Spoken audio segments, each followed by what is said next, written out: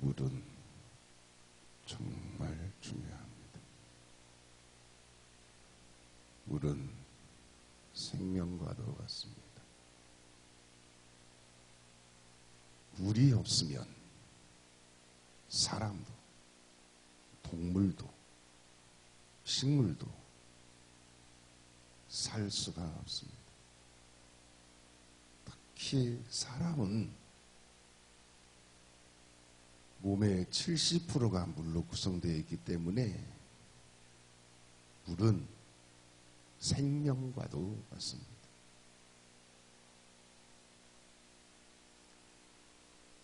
그래서 인류 문명은 물을 중심으로 발달했습니다. 창세기 2장 10절 말씀에 보면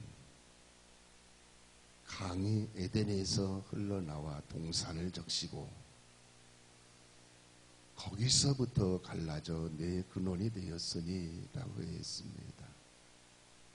강이 에덴에서 흘러나와 동산을 적셨습니다.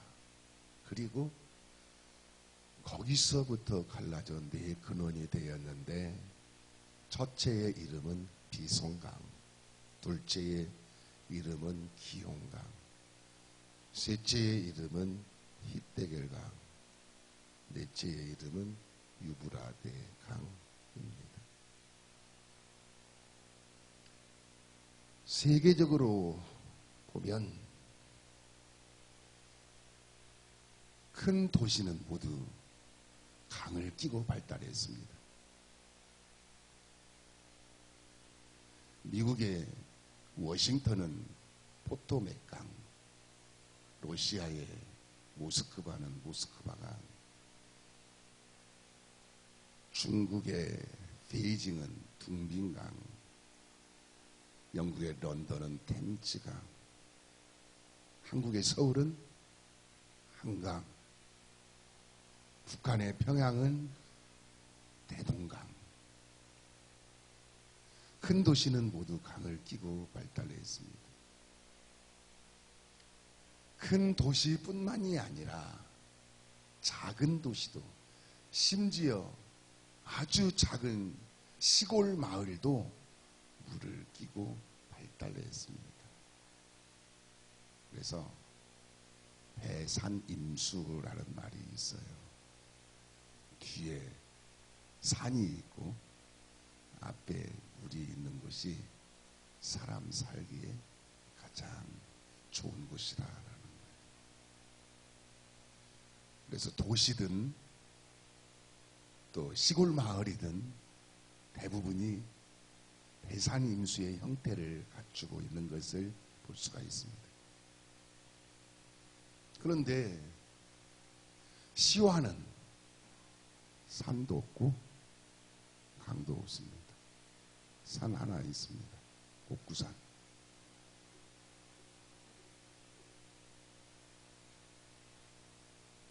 왜 그렇습니까? 시와는 바다를 매립해서 세워진 도시이기 때문에 그렇습니다. 그런데 시와에는 바다가 있습니다. 오늘 본문 말씀에 보면 강도 있고 바다도 있습니다. 오늘 본문 말씀의 배경을 보면 지난 주일에 말씀을 드린 것처럼 성전에서 물이 나왔습니다. 그 물이 조금씩 나온 것이 아니라 스며 나왔다고 했습니다. 여기서 스며 나왔다는 말은 원어에 보면 세차게 콸콸 솟구쳐 나왔다라는 의미입니다. 천사가 천척을 측량했는데 물이 발목에 올랐습니다. 천사가 다시 천척을 측량했는데 물이 무릎에 올랐습니다. 천사가 다시 천척을 측량했는데 물이 허리에 올랐습니다.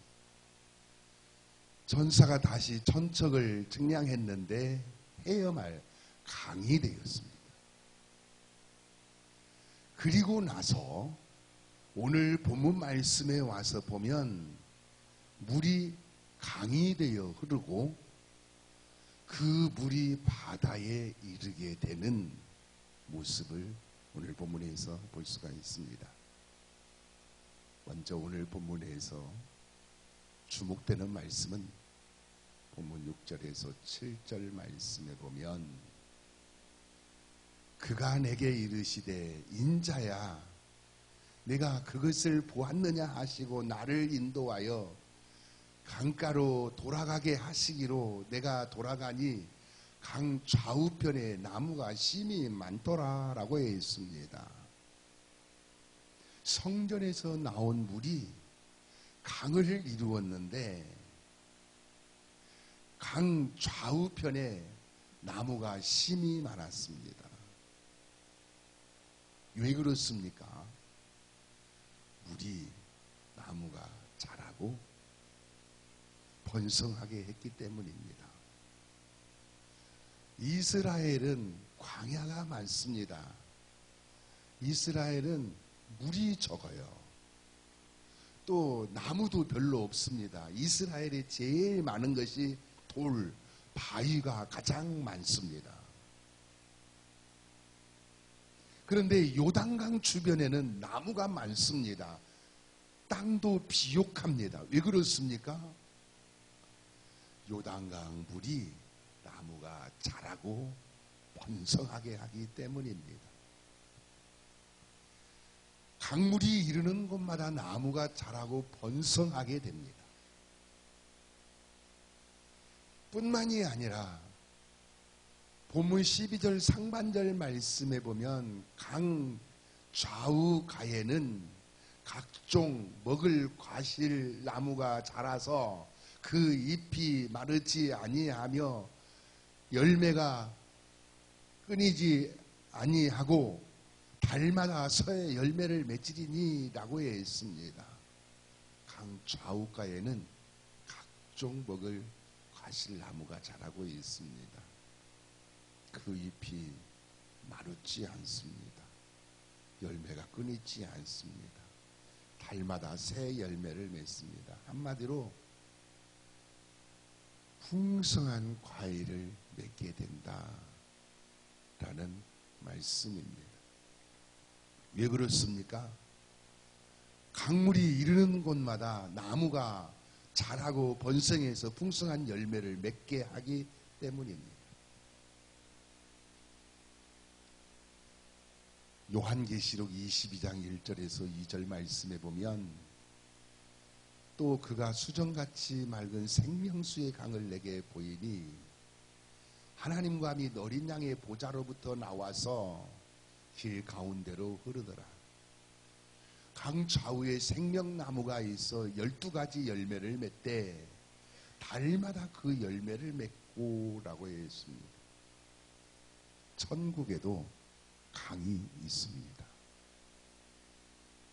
천국에 수정같이 맑은 생명수의 강이 있습니다.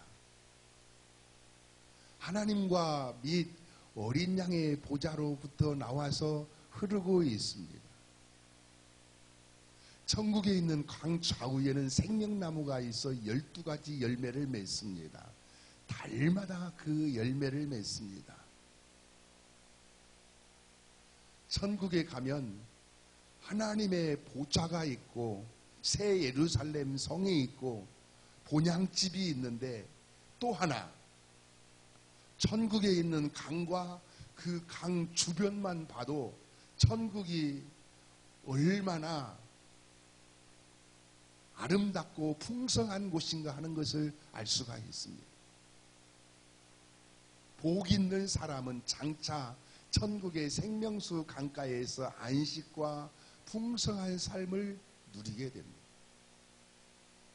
뿐만이 아니라 복 있는 사람은 시편 1편 3절 말씀에 보면 그는 시냇가에 심은 나무가 철을 따라 열매를 맺으며 그 잎사귀가 마르지 아니함 같더니 그가 하는 일이 다 형통하리로다 라고 했습니다. 복 있는 사람은 시냇가에 심은 나무와 같이 됩니다. 그래서 철을 따라 열매를 맺습니다. 잎사귀도 마르지 않습니다. 마찬가지로 복 있는 사람은 땅에서도, 복 있는 사람은 하늘에서도, 그리고 또 땅에서도 그가 하는 일이 다 형통하게 됩니다. 강물이 이르는 곳마다 번성하고 또 풍성하여 많은 열매를 맺었습니다. 마찬가지로 생수이신 성령이 이르는 곳마다 번성하고 풍성한 열매를 맺게 됩니다. 그러므로 생수이신 성령이 여러분 삶 속에 이르러 번성하고 풍성한 열매를 맺으며 사는 복 있는 성도가 되시기를 축원합니다.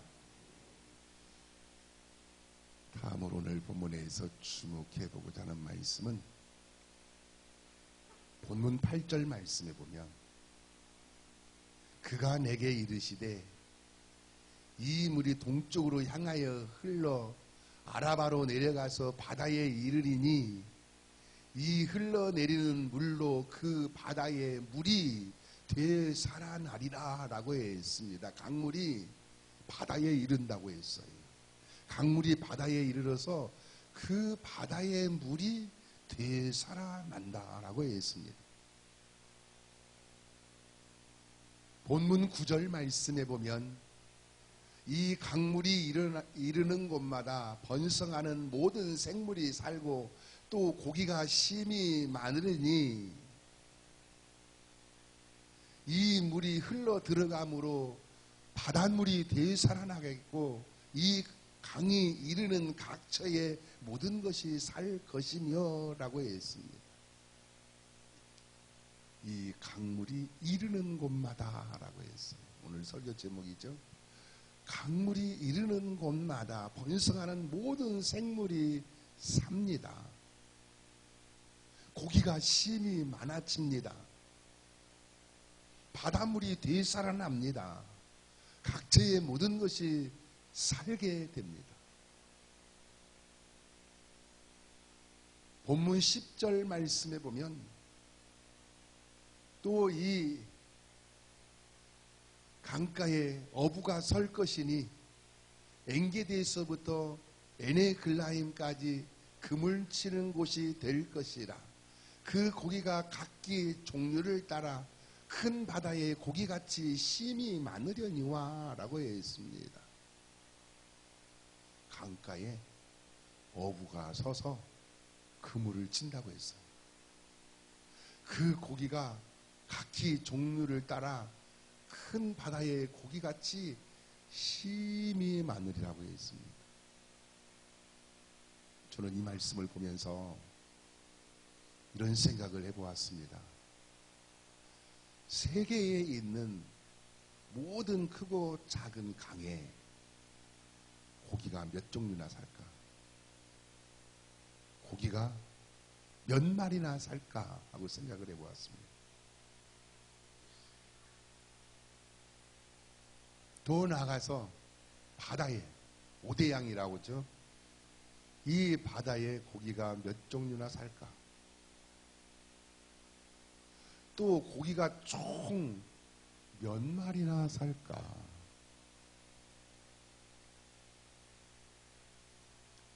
새우는 고기입니까? 아닙니까?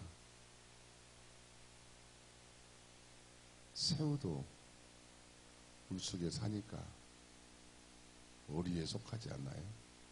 새우는 민물새우도 있고 바다새우도 있는데 새우만 해도 몇 마리쯤 되겠어요? 거기다가 모든 고기를 총합하면 몇 마리 정도 되겠습니까? 많을 겁니다. 수를 셀 수 없을 많을 겁니다. 강물이 이르는 곳마다 바다가 살아나고 바다의 모든 생물과 고기가 이처럼 풍성하게 된다라는 것입니다. 그런데 본문 11절 말씀에 보면 그 짐벌과 갯벌은 되살아나지 못하고 소금 땅이 될 것이며 라고 했습니다. 진펄과 갯벌은 한마로 말하면 강물이 이르지 못하는 곳을 말합니다. 강물이 이르지 못하면 쓸데없는 소금 땅이 되고 만다라는 것입니다. 그러므로 강물이 이르러야 합니다. 강물이 반드시 이르러야 합니다. 강물이 반드시 일어나야 살아나서 번성하고 풍성하게 됩니다. 마찬가지로 생수이신 성령이 이르러야 살아나서 번성하고 풍성하게 열매를 맺게 되는 것입니다. 그러므로 생수이신 성령이 여러분 삶 속에 깊숙이 이르러서 모든 것이 살아나서 번성하고 풍성한 열매 맺는 삶이 될 수 있기를 축원합니다. 더 나아가서 마지막으로 주목되는 말씀은 본문 12절 하반절 말씀에 보면 그 물이 성소를 통하여 나옴이라 그 열매는 먹을만하고 그 잎사귀는 약재료가 되리라 라고 했습니다. 이 말씀을 보면 그 물이 성소를 통하여 나온다고 했습니다. 성소는 물의 근원입니다. 성소에서 물이 나옵니다. 즉 성소에서 생수이신 성령님이 나오십니다. 또 그 잎사귀는 약재료가 되리라라고 했습니다. 버릴 것이 하나도 없습니다. 쓸데없는 것이 하나도 없습니다. 잎사귀까지도 약재료가 됩니다. 약재료는 치료할 때 사용을 하게 되지요. 치료라는 말을 히브리어로 라파라고 합니다. 그래서 하나님의 또 다른 이름은 여호와 라파입니다. 하나님은 치료하시는 분이라는 말씀이죠. 생수이신 성령이 이르면 여호와 라파 치료의 역사가 일어나게 됩니다. 최근 의학계에서 강조하고 있는 것 중에 하나가